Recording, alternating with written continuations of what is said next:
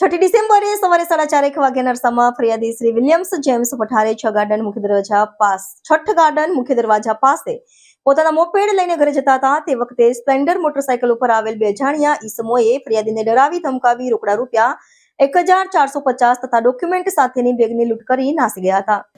6 ડિસેમ્બરે સવારે 4:30 વાગ્યાના અરસામાં ફરિયાદી Williams James Pathare Chhath garden મુખ્ય દરવાજા પાસે પોતાના મોપેડ લઈને ઘરે જતા હતા. તે વખતે સ્પ્લેન્ડર મોટરસાયકલ ઉપર આવેલ બે અજાણ્યા ઈસમોએ ફરિયાદીને ડરાવી ધમકાવી રોકડા રૂપિયા 1,450 તથા ડોક્યુમેન્ટ સાથેની બેગની લૂંટ કરી નાસી છૂટ્યા હતા.